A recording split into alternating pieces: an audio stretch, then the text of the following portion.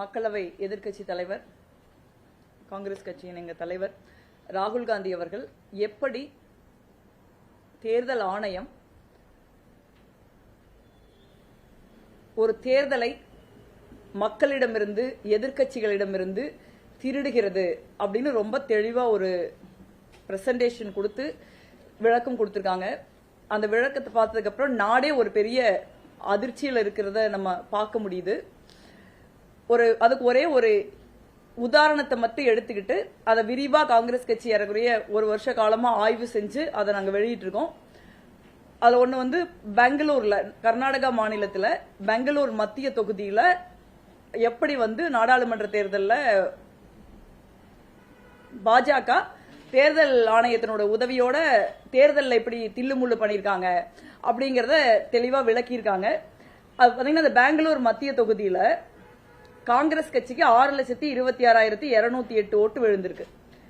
பாஜகவுக்கு 6,58,915 ஓட்டு விழுந்திருக்கு. 32,707 ஓட்டு வித்தியாசத்துல எங்க கட்சி காங்கிரஸ் கட்சி அங்கே தோல்வி அடைந்திருக்கிறது. அதே பாராளுமன்ற தொகுதியில 6 சட்டமன்ற தொகுதியில மாதவபுரம்னு ஒரு சட்டமன்ற தொகுதி இருக்கு. அந்த சட்டமன்ற தொகுதியில பாத்தீங்கன்னா காங்கிரஸ் கட்சிக்கு 1,16,586 ஓட்டு விழுந்திருக்கு. பாஜகவுக்கு 2,29,632 ஓட்டு விழுந்திருக்கு. அந்த ஒரே ஒரு சட்டமன்ற தொகுதியில மட்டுமே காங்கிரஸ் 1,14,046 வாக்குகள் வித்தியாசத்துல தோல்வி அடைஞ்சிருக்கு. பிஜேபி வெற்றி அடைஞ்சிருக்கு. இதுல பாத்தீங்கன்னா இந்த மாதவபுர அசம்பிளியில மட்டுமே கிட்டத்தட்ட 1,250,000 ஓட்டுகளை தேர்தல் ஆணையத்தின் உதவியோட பாஜக தில்லுமுள்ளு பண்ணிருக்காங்க. அதுல பாத்தீங்கன்னா டூப்ளிகேட் ஓட்டு 11,965 ஓட்டு, போலி வாக்கு, செல்லாத வாக்கு 40,009, பல்க் ஓட்டர்ஸ் இன் சிங்கிள் அட்ரஸ். ஒரே வீட்டுல 5 பேர் இருக்கலாம், 10 பேர் இருக்கலாம், 15 பேர் கூட இருக்கலாம். ஆனா ஒரு அறை கூட இல்லாத ஒரு ஹாலு, ஒரு சமையலூரும் பாத்ரூம் இருக்கிற வீட்டுல 85 பேர் இருந்தாங்கன்னு சொல்லி ஓட்டு சேர்த்திருக்காங்க. இந்த மாதிரி சேர்க்கப்பட்ட ஓட்டுகள் மட்டும் 10,452. போட்டோ இல்லாமையோ இல்ல போட்டோ குட்டியூர் போட்டோ, அது போட்டாவே கண்ணுக்கு தெரியாது, அந்த மாதிரி இருக்கிறது 4,132 ஓட்டு. ஃபார்ம் 6ங்கிறது ஓட்டை சேர்ப்பதற்கு, வாக்கை சேர்ப்பதற்கு நம்ம பயன்படுத்துறது. அதை மட்டும் தவறாக பயன்படுத்தி 33,692 ஓட்டு போடப்பட்டிருக்கு. அப்ப 1,250,000 ஓட்டு இதுல அதை கிட்டத்தட்ட ஏறக்குறைய அதே அளவு ஓட்டுல தான் பாஜக இந்த தொகுதியில வெற்றி பெற்றிருக்காங்க. நீங்க பாத்தீங்கன்னா வெறும் 32,000 ஓட்டுல காங்கிரஸ் கட்சி அங்க தோல்வி அடைஞ்சிருக்கு. 1,250,000 ஓட்டுல பிராடு நடக்கிறப்ப 32,707 ஓட்டுல காங்கிரஸ் கட்சி தோல்வி அடையுது. இந்த பிராட தேர்தல் கமிஷன் பண்ணல அப்படின்னா காங்கிரஸ் கட்சி ஏறக்குறைய நீங்க இந்த பெங்களூர் மத்திய தொகுதியில 70,000 வாக்குகள் வித்தியாசத்துல வெற்றி பெற்றிருக்க வேண்டிய தொகுதி. இந்த மாதிரி இது ஒரு உதாரணத்திற்காக நாங்க சொல்றோம். இந்த பெங்களூர் மத்திய தொகுதி மாதிரி பல நாடாளுமன்ற தொகுதிகள்ல, சட்டமன்ற தொகுதிகள்ல இந்த மாதிரி வாக்குச்சீட்டுல நீங்க ஓட்டர் லிஸ்ட்ல ஊழல் பண்ணி தில்லுமுள்ளு பண்ணி தான் பாஜக ஜெயிச்சிருக்காங்க அப்படிங்கறது ரொம்ப தெளிவா தலைவர் ராகுல் காந்தி அவர்கள் நிரூபிச்சிருக்காங்க.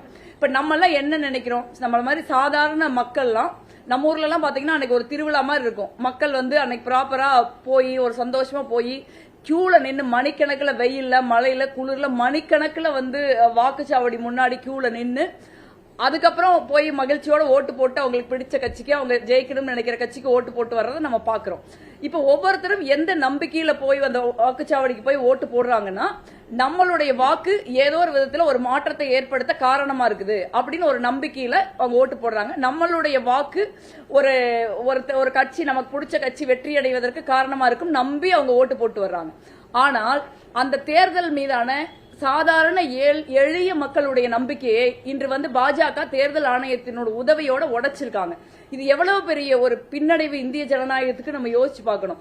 மக்கள் ஓட்டு போடுறதும், அந்த ஓட்டு எண்ணப்படுவதும், தேர்தல் முடிவுகள் அறிவிக்கப்படுவதும் ரொம்ப முக்கியமான ஒரு விஷயம் தேர்தல் ப்ராசஸ்ல. ஆனா இப்ப இந்த உதாரணத்தின்படி பாத்தீங்கன்னா, சந்தேகத்திற்கிடமில்லாமல் தலைவர் ராகுல் காந்தி அவர்கள் நிரூபிச்சிருக்கிற இந்த உதாரணத்தின்படி பாத்தீங்கன்னா, தேர்தல் கமிஷன் ஓட்டர் லிஸ்ட வெளியிட்ட உடனேயே தேர்தல் முடிவுகள் முடிவாகிறது. அதாவது பாஜகவோ பாஜகவினுடைய கூட்டணி கட்சிகளோ ஜெயிச்சிடறாங்க. அதற்கப்புறம் நடக்கிற தேர்தலோ வாக்கு எண்ணிக்கை முடிவோ வந்து ஒரு சாதாரணமானதுதான். அது எந்த தாக்கத்தையும் ஏற்படுத்தாது. அது ஒரு சடங்கு மாதிரி தான் இருக்கு. அப்ப தேர்தல் ஆணையமே தேர்தலை தீர்மானித்து விடுகிறது. அப்ப எதுக்கு போய் மக்கள் ஓட்டு போடணும்? எதுக்கு இந்த ஜனநாயகம்? நம்ம நம்புற மாதிரி தேர்தல்ல ஓட்டு போட்டுதான் மக்கள் ஒரு பாஜகவை தேர்ந்தெடுத்திருக்காங்க அப்படிங்கிற ஒரு சூழல் கிடையாது. இப்ப ஒரு பொறுப்புள்ள தேர்தல் ஆணையம் என்ன பண்ணிருக்கணும்? ஒரு எதிர்க்கட்சியின் நாடாளுமன்றத்துடைய மக்களவையின் எதிர்க்கட்சி தலைவர் ஒரு குற்றச்சாட்டை முன்வைக்கிறார். ஒரு மறுக்க முடியாத ஆதாரங்களோட குற்றச்சாட்டை முன்வைக்கிறார். அப்ப தேர்தல் கமிஷன் என்ன சொல்லும்? இந்த டேட்டா காங்கிரஸ் கட்சி உருவாக்குன டேட்டா அல்ல. இது தேர்தல் கமிஷன் கொடுத்த நமக்கு இருக்கிற ஒவ்வொரு அரசியல் கட்சிகளுக்கும் அவங்க ஓட்டர் லிஸ்ட் ரெடியான உடனே 3 காப்பி ஓட்டர் லிஸ்ட் கொடுப்பாங்க. அந்த ஓட்டர் லிஸ்ட்ல இருக்கிற டேட்டா தான் இது ஒரு காங்கிரஸ் கட்சி உருவாக்குன டேட்டா கிடையாது. அப்ப தேர்தல் கமிஷன் என்ன சொல்லணும்னா, இந்த டேட்டா எங்களுடையது அல்ல அப்படின்னு தேர்தல் கமிஷன் மறுக்கணுமா இல்லையா? அவங்க இந்த நிமிஷம் வரைக்கும் மறுக்க கிடையாது. இல்லன்னா ஒரு நியாயமான நடுநிலைமையான தேர்தல் ஆணையம்னா என்ன பண்ணும்? சரி, நீங்க கொடுங்க, நான் ஏதோ தப்பு நடந்திருக்கலாம், நாங்க முறையா ஒரு மாநில தேர்தல் அதிகாரிக்கு எழுதி அதை ஏதாவது விசாரிக்க சொல்றோம், ஒருவேளை அந்த தப்பு நீங்க சொல்ற மாதிரி நடந்திருக்குது நாங்க கருதுனா நாங்க அந்த தப்பை திருத்திக்கிறோம் அப்படின்னு ஒரு தேர்தல் ஆணையம் சொல்லலாம். ஆனா தேர்தல் ஆணையம் என்ன சொல்றாங்கன்னா, அவங்க ஓட்டர் லிஸ்ட் அவங்களோடங்கிறத மறுக்கல. அந்த ஓட்டர் லிஸ்ட் தவறா தான் இருக்குது, இந்த மாதிரி போலி வாக்காளர்கள் ஓட்டர் லிஸ்ட்ல தில்லு முள்ளு நடந்திருக்குது அப்படிங்கறதையும் தேர்தல் ஆணையம் இந்த நிமிஷம் வரைக்கும் மறுக்கல. அதற்கு பதிலாக அவங்க என்ன சொல்றாங்கன்னா, ராகுல் காந்தி அவர்கள் தேர்தல் விதிப்படி 20 படி நீங்க அவங்க ஒரு அபிடவிட் நமக்கு சப்மிட் பண்ணி இந்த புகாரை கொடுக்கணும் அப்படின்னு சொல்றாங்க. இது அதுக்கு பதில் பாத்தீங்கன்னா ரொம்ப ஒரு அரகண்டான ஒரு பிஜேபி ஐடி செல் காங்கிரஸ் கட்சிக்கு பதில் சொல்லுமா அந்த மாதிரி இருக்குது அந்த பதில். இந்திய ஜனநாயக வரலாற்றில் முதல் முறையாக தேர்தல் கமிஷன் இவ்வளவு பெரிய சந்தேகத்திற்கு உள்ளாகி ஒரு அரசியல் கட்சியோட பாஜகவுடன் சேர்ந்து ஒரு சதி செய்து ஒரு தேர்தலை ஒரு நியாயமாக முறையில் நடக்க விடாம ஒரு தேர்தல் முடிவுகளை மாத்திருக்காங்க அப்படிங்கிறது ஒரு பெரிய அதிர்ச்சிக்குரிய விஷயம். இது ஒரு காங்கிரஸ் கட்சியோ இல்ல காங்கிரஸ் கட்சி தலைமையிலான இந்தியா கூட்டணி சம்பந்தப்பட்ட விஷயமோ கிடையாது. இத இவங்க எப்படி பண்றாங்கன்னு நம்ம மிக நிச்சயமா யோசிக்கணும். நீங்க எல்லாம் நினைப்பீங்க தமிழ்நாட்டுல தேர்தல் நடக்குது, தமிழ்நாட்டுல நீங்க எல்லாம் ஜெயிச்சு தானே வந்திருக்கீங்க, போன டைம் ஜெயிச்சீங்க, இந்த டைம் ஜெயிச்சீங்க அப்படின்னு மக்கள் யோசிக்கலாம். தேர்தல் தில்லுமுள்ளுகளை இதுவரைக்கும் காங்கிரஸ் எதிர்கட்சியாக இருக்கிற மாநிலங்கள்ல ரொம்ப அதிகமா பண்ணிருக்காங்க. நாங்க சந்தேகப்படுறோம். இந்த முறை மிக நிச்சயமாக தமிழ்நாட்டு வாக்காளர் பட்டியலையும் இதுவரை நம்ம விழிப்புணர்ச்சியோடு இல்லைன்னா, பீகார்ல எப்படி நீங்க கிட்டத்தட்ட 60 லட்சம் பேரை தேர்தல் கமிஷன் நீக்குதோ அதே மாதிரி தமிழ்நாட்டில் தமிழர்கள் அல்லாத வாக்காளர்களை வாக்காளர் பட்டியலில் அவங்க சேர்ப்பாங்க. அதை ஏறக்குறைய ஒரு மறைமுகமாகவே தேர்தல் கமிஷன் சொல்லியிருக்காங்க. நீங்க முன்னாள் நிதியமைச்சர் காங்கிரஸ் கட்சியினுடைய மூத்த தலைவர்களில் ஒருவரான ப. சிதம்பரம் அவர்கள் தமிழ்நாட்டில் நீங்க 6 லட்சம் பீகார் வாக்காளர்கள் அப்ப நீங்க சேர்த்த போறீங்களா, இவங்க தமிழ்நாட்டில் இருக்காங்கன்னு சொல்லிதானே நீங்க நீக்கி இருக்கீங்க அப்படின்னு கேள்வி கேட்கிறார். அதற்கு பதிலளித்த தேர்தல் ஆணையம் அப்படி பீகார்ல இருந்தோ இல்ல வேறு மாநிலங்களில் இருந்தோ புலம்பெயர் தொழிலாளர்களா தமிழ்நாட்டில் குடியிருக்கிறவர்களுடைய பெயரை வாக்காளர் பட்டியலில் சேர்ப்பதற்கு சட்டம் இடமளிக்குது அப்படின்னு அவங்க சொல்றாங்க. அது எப்படி சட்டம் இடமளிக்கும்? அதை யார் முடிவு பண்ணுவா? இப்போ ஒரு பீகார்ல இருக்கிற ஒரு வாக்காளர் தமிழ்நாட்டுக்கு தொழில் நிமித்தமா வந்திருக்காரு. அப்ப அவர் பீகார்ல இல்ல தமிழ்நாட்டுல குடியிருக்காரு அப்படின்னா அவர் பீகார்ல ஓட்டு வச்சுக்குவாரா தமிழ்நாட்டுல ஓட்டு வச்சுக்குவாராங்கிறது அந்த வாக்காளர் தான் முடிவு பண்ணும். அப்ப பீகார் வாக்காளர் பட்டியலிருந்து அவர் வாக்காளர் என் பெயரை நீக்குங்க அப்படின்னு அந்த வாக்காளர் ஒத்துக்கிட்டாதான் நீங்க நீக்க முடியும். நீங்க வாக்காளர் ஒத்துக்காமையே வாக்காளரை கேட்காமையே நீங்க 60 லட்சம் பேரை எடுத்து விடுறீங்க. அதுல புலம்பெயர்ந்த தொழிலாளர்கள் தான் இருக்கிறாங்கன்னு இல்ல, அந்த பீகார்லயே இருக்கிறவங்க குறிப்பா எதிர்கட்சிகளுக்கு வாக்களிக்க கூடியவர்கள் அப்படின்னு பாஜக நினைக்கிறவங்க சிறுபான்மையினர். இவங்களுக்கெல்லாம் இந்த வாக்காளர்கள் பட்டியல் இருந்து இவங்க எல்லாம் பெருமளவில் நீக்கப்பட்டிருக்காங்க. உச்சநீதிமன்றத்தில் வழக்கு நடந்துகிட்டு இருக்கு. உச்சநீதிமன்றம் இதுவரை அந்த வழக்கில் ரொம்ப சரியான பாதையில போறாங்க. நீங்க நீக்கின 60 லட்சம் பேரையும் நீங்க எங்களுக்கு கொடுங்க அப்படின்னு அவங்க சொல்லியிருக்காங்க. அதை வாக்குச்சாவடி வாயிலா ஒவ்வொரு வாக்குச்சாவடிக்கும் எவ்வளவு பேர் நீக்கப்பட்டிருக்கிறார்கள், அவர்களுடைய முகவரியோ அல்லது அவங்க குடும்பத்தினுடைய கான்டாக்ட் நம்பரோ இதை கொடுக்கணும்னு உச்சநீதிமன்றம் கேட்பாங்க. நாங்க எதிர்பார்க்கிறோம். இது வந்து இந்திய தேர்தல் ஆணையம் ஒரு ஜனநாயகத்தையே அழித்துவிட்டு ஒரு பாஜகங்கிற கட்சியோட கூட்டு சேர்ந்து கொண்டு தேர்தலில் முறைகேடுகளில் ஈடுபட்டிருக்காங்க. இந்த தேர்தல் என்பது 2024 நாடாளுமன்ற தேர்தல் என்பது மிக நிச்சயமாக காங்கிரஸ் கூட்டணி வெற்றி பெற்று ஆட்சி அமைத்திருக்க வேண்டிய ஒரு தேர்தல். அந்த தேர்தல் முடிவுகள் தேர்தல் ஆணையத்தால் திருடப்பட்டிருக்கிறது அப்படிங்கிறது தான் வந்து இன்னைக்கு வந்து சந்தேகத்திற்கிடமில்லாமல் தலைவர் ராகுல் காந்தி அவர்களால் தேர்தல் கமிஷனே கொடுத்த ஆதாரங்களின் அடிப்படையில் நிரூபிக்கப்பட்டிருக்கிறது. மக்கள் வந்து மிகுந்த விழிப்போடு இருக்கணும். ஒவ்வொரு எந்த கட்சி ஆட்சிக்கு வந்தாலும் மக்கள் கையில வாக்குரிமையும் மக்கள் வந்து ஒரு தேர்தலை தீர்மானிக்கிற ஒரு சக்தியாக இருக்கும் வரைக்கும் தான் மக்களுக்கான உரிமைகளோ இல்லை மக்களுக்கான தேவைகளையோ அரசியல் கட்சிகள் செய்வார்கள். இந்த மாதிரி ஒரு அரசியல் கட்சி தேர்தல் ஆணையத்தினோட பாஜக கட்சி தேர்தல் ஆணையத்தினுடைய உதவியோட தேர்தல் முடிவுகளை தீர்மானித்தால் மக்கள் வந்து அதிகாரமற்றவர்களாக ஒன்றுமற்றவர்களாக ஆக்கப்படுவார்கள். இந்த வாக்குரிமையை பெறுவதற்கு வந்து பல்வேறு நாடுகளில் ஒரு மிகப்பெரிய போராட்டங்கள் நடந்துதான் இந்த வாக்குரிமை எல்லா மனிதர்களுக்கும் வந்திருக்கிறது. அப்படி நம்ம பாடுபட்டு பெற்ற வாக்குரிமையை நம்ம வந்து பாதுகாத்து வைக்க வேண்டிய கடமை நம்ம எல்லாருக்கும் இருக்குது. இது வந்து ஒரு காங்கிரஸோ திமுகவோ மற்ற எதிர்க்கட்சிகள் சார்ந்த பிரச்சனை கிடையாது. முழுக்க முழுக்க இது மக்களின் வந்து உரிமை சார்ந்த ஒரு இந்திய ஜனநாயகம் சார்ந்த ஒரு பிரச்சனைங்கிறத கவனத்தில் கொண்டு நம்ம எல்லாரும் இணைந்து போராடணும் நான் கேட்டுக்கிறேன். நன்றி.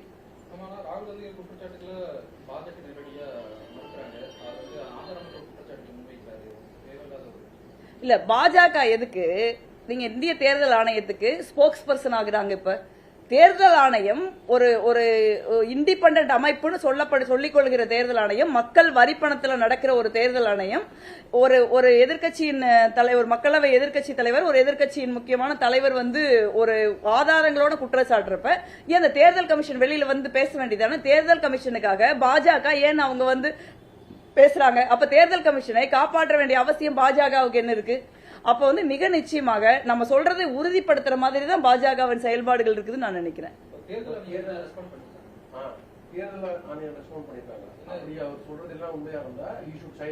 இல்ல ஏன் பண்ணணும் நான் கேக்குறேன். இல்ல இல்ல தேர்தல் ஆணையம் நீங்க வந்து அவங்க ஃபார்ம் 20 சைன் பண்ணணும்னு சொல்லி கேக்குறாங்க. அந்த ஃபார்ம் என்ன அப்படின்னா நீங்க வந்து 30 நாட்களுக்குள்ள நீங்க அவங்க சொல்ற அந்த அபிடவிட் ஸ்வான் பண்ணணும், ஸ்வான் அபிடவிட் சைன் பண்றோம்னு சொல்றது தேர்தல் முடிவுகள் வந்த 30 நாட்களுக்குள்ள சைன் பண்ண வேண்டிய ஒரு விஷயம்.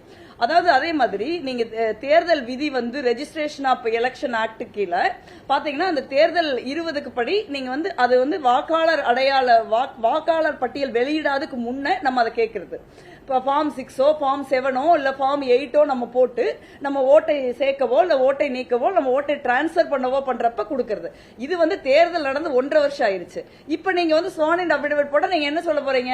30 நாளுக்குள்ள இந்த அபிடவிட் நீங்க ஃபைல் பண்ணிருக்கணும். இப்ப 30 நாள் ஆயிருச்சு, அதனால இதுக்கு நாங்க பதில் சொல்ல முடியாதுன்னு சொல்ல போறீங்க. அந்த அளவுக்கு வந்து ராகுல் காந்தி அவர்களோ காங்கிரஸ் கட்சியோ இந்திய மக்களோ இல்ல இந்தியா கூட்டணியோ முட்டாள்கள் கிடையாது. தேர்தல் ஆணையம் இங்க வந்து கையும் களவுமாக பிடிபட்டு இருக்குது. இப்ப அவங்க சொல்ல வேண்டியது இந்த டேட்டா உண்மை இல்லை அப்படின்னு சொல்லுங்க. இந்த வாக்காளர் இந்த ஓட்டர் லிஸ்ட் வந்து தேர்தல் ஆணையம் கொடுக்கல அப்படின்னு சொல்லுங்க.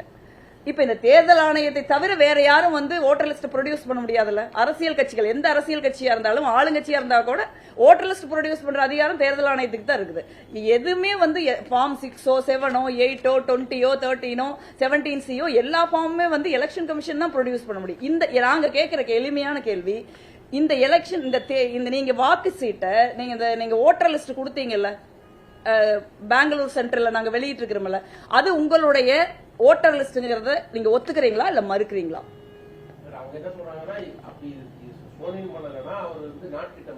இல்ல எதுக்கு மன்னிப்பு கேட்க? தேர்தல் ஆணையத்தை வந்து மன்னிப்பு மட்டும் கேட்க முடியாது. தேர்தல் ஆணையம் ஒரு மிகப்பெரிய ஜனநாயகத்தின் மேல மிகப்பெரிய தாக்குதல் நடத்தி இருக்கிறது. இந்த தேர்தல் கமிஷனர்ஸ் மேல நடவடிக்கை எடுத்து இவங்க எல்லாம் வந்து சட்டத்தின் முன்பு குற்றவாளிகளாக நிறுத்தப்பட வேண்டியவர்கள். இவங்க தான் வந்து நீங்க மன்னிப்பு கூட இவங்க செஞ்ச குற்றம் மன்னிப்புக்கான குற்றம் கூட கிடையாது. ஒரு மிகப்பெரிய குற்றத்தை இவங்க செஞ்சிருக்காங்க. இவர்கள் சட்டத்தின் முன் நிறுத்தி தண்டனை பெற்றுக் கொடுக்கப்பட வேண்டியவர்கள். இவர்கள் என்ன சொல்றது? ராகுல் காந்தி அவர்கள் மன்னிப்பு கேட்கணும். இவங்க சொல்ல வேண்டியதானே இந்த ஓட்டர் லிஸ்ட் எங்களுக்கு இல்ல, ராகுல் காந்தி அவர்கள் சொல்ற டேட்டா எல்லாம் உண்மை இல்ல அப்படின்னு சொல்ல வேண்டியதானே? ஏன் சொல்ல மாட்டேங்கிறாங்க? அப்ப அவங்களுக்கு தெரியும் இது உண்மை இருக்குதுன்னு. அது மட்டும் இல்ல, நீங்க பாத்தீங்கன்னா ஒரு தேர்தல் முடிஞ்சது அப்படின்னா தேர்தல் முடிவுகள்லாம் நீண்ட பல வருடங்களுக்கு வந்து எலெக்ஷன் கமிஷன்ல வெப்சைட்ல இருக்கிறதா வழக்கம்.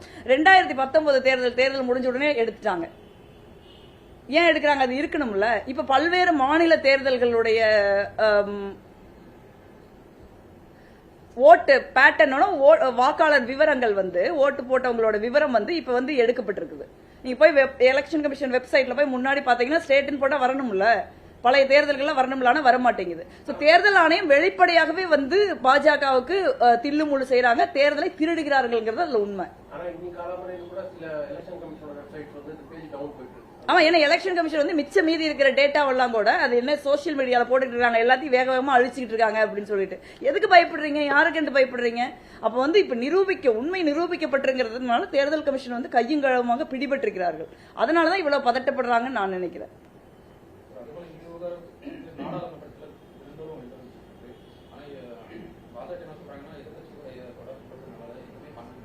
இல்ல எது என்ன பண்ண போறீங்கன்னு நான் கேக்குறோம். ஒரு ஜனநாயக நாட்டுல தேர்தல்ங்கிறது அடிப்படை.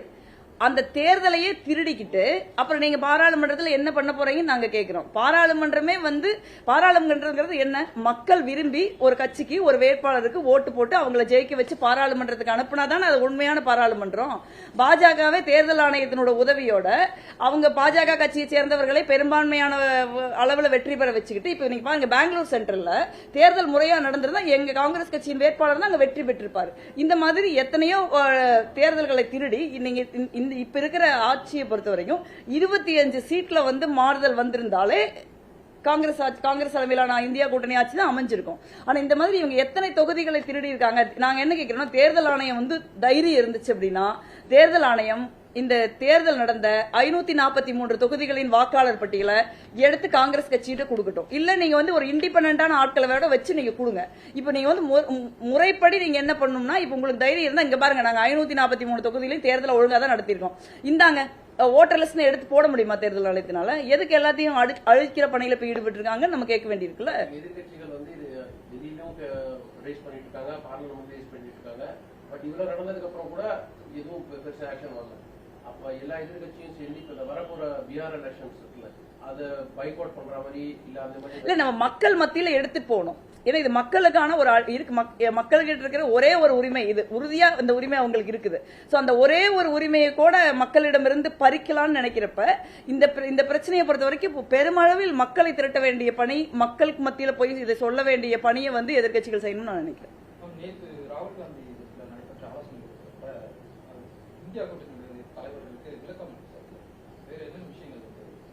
இல்ல உங்களுக்கு என்ன சொன்னாங்களோ பிரஸ் மீட்ல அதுதான் இந்தியா கூட்டணிக்கும் சொல்லியிருக்காங்க. அது சம்பந்தமா கொஞ்சம் டிஸ்கஷன்ஸும் நடந்திருக்குது. இதற்கப்புறம் நாடாளுமன்ற உறுப்பினர்கள் இல்ல மத்த காங்கிரஸ் கட்சியினுடைய இந்தியா கூட்டணியுடைய மாநில தலைவர்கள், மாவட்ட தலைவர்கள் இவங்க எல்லாத்தையும் ஒருங்கிணைஞ்சு ஒரு பெரிய மாபெரும் மக்கள் இயக்கமா இதை நடத்தணுங்கிறது தான் காங்கிரஸ் கட்சியுடைய கருத்து. நாளைக்கு திங்கக்கிழமை